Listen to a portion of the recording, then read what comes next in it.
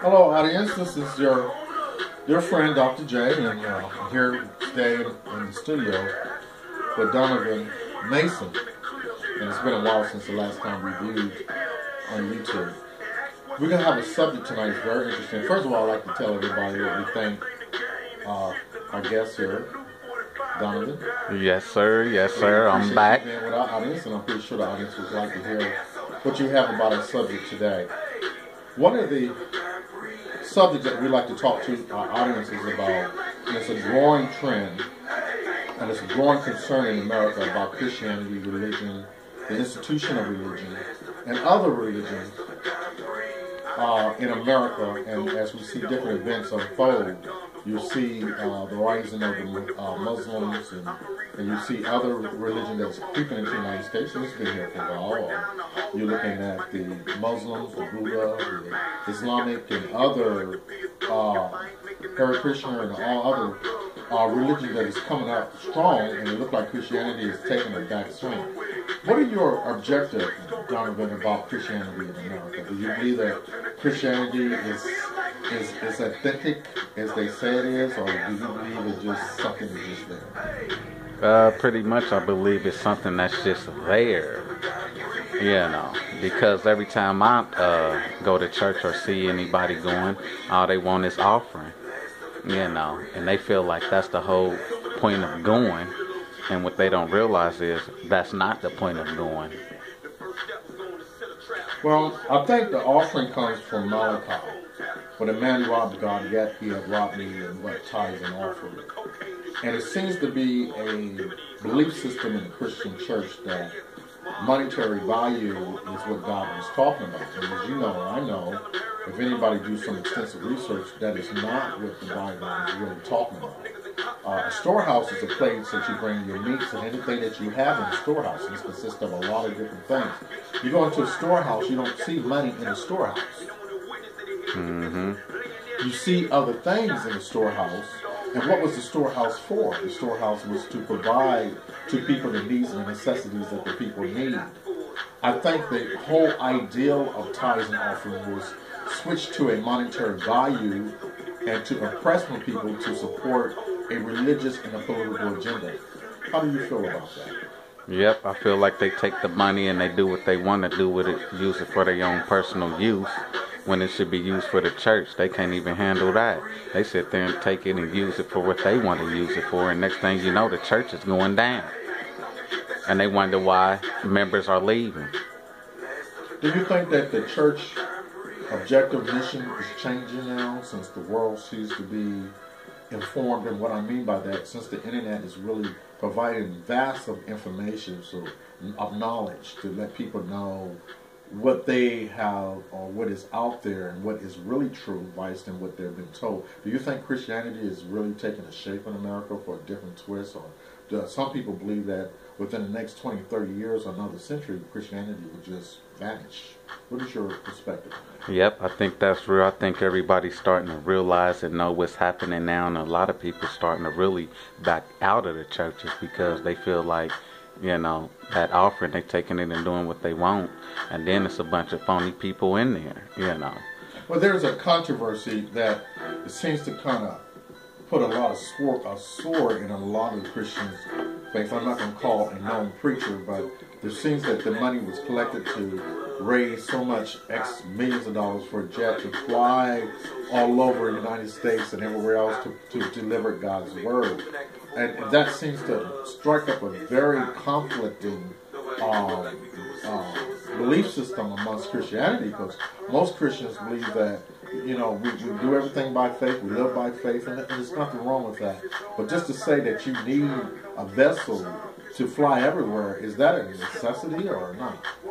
Yep, that's a necessity when he can sit up there and get on the airlines, all those different planes and everything, but he want his own private jet, and he raising all this money just for a damn jet when he should be sitting up here raising money to feed people that's hungry and using the money, towards other things, maybe even for the youth, He should be getting the youth together to take over his church. Well, religion's always had a twist to it. It always has an agenda.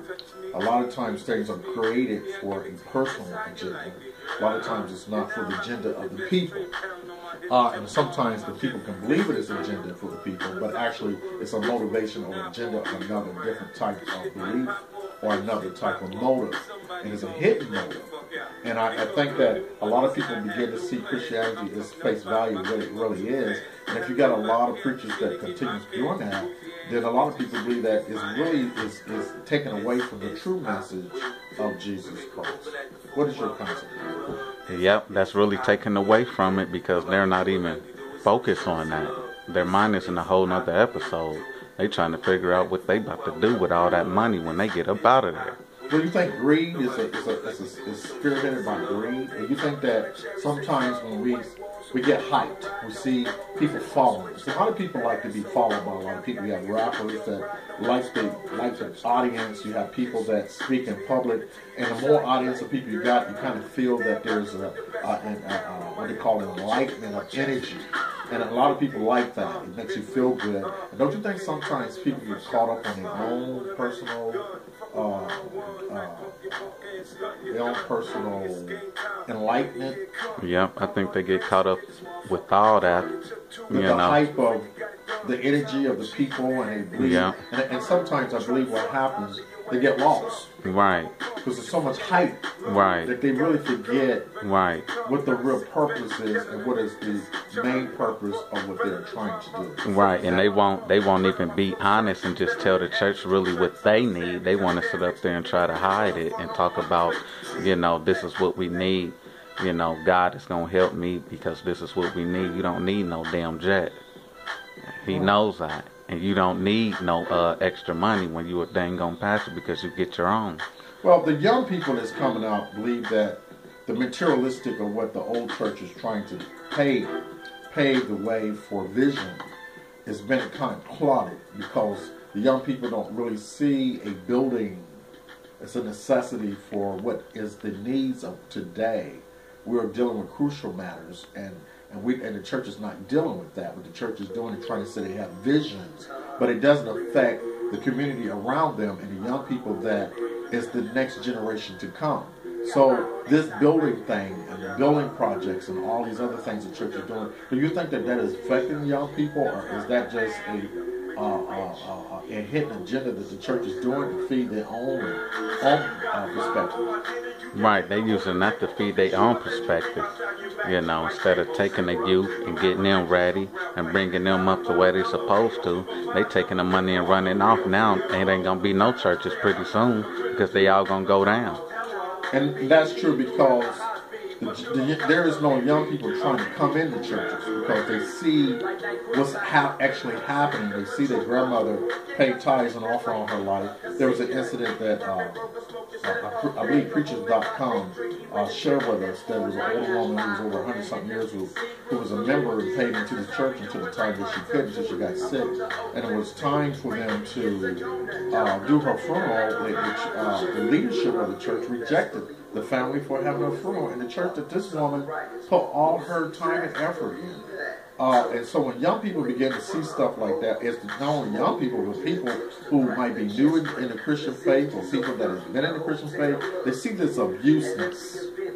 And when the ministry becomes an abuse, as far as power, then they become abusive to their power. What is your intake on that? Yeah, that's usually what happens. Because they too busy not even focusing on her. All they want is the money. They know she's going to be faithful with it. And then when it comes for her turn, for her to have something, she can't even get it. She probably can't even get $5 from the church when she probably don't put $100,000 into it. And she can't even get her own kids or nothing brought up in there because once they see that, they going to leave automatic. So that's pure out wrong. Well, it seems to be a trend, not only in her case, but there are thousands of cases where abuse and ministry of authority where preachers had abused their authority and actually had stirred away the flock. It's a quote-unquote way that you would probably say this if you was a biblical scholar or a religious person. Say, scare the flock away. And the Bible say, woe unto you. And if you want to use those terms. But I don't analytically use those terms because you can't really take the Bible as literally what it says. Because there's so many inconsistencies in the Bible, as you know. And so that's another subject we'll talk about. But in today's world, the young people see that religion is something different than when we grew up. They see a different perspective. And what do you think, if you had a word of advice for young people who has a desire and wants to be part of the church, what is your intake on that? I would at least, probably try to find one of your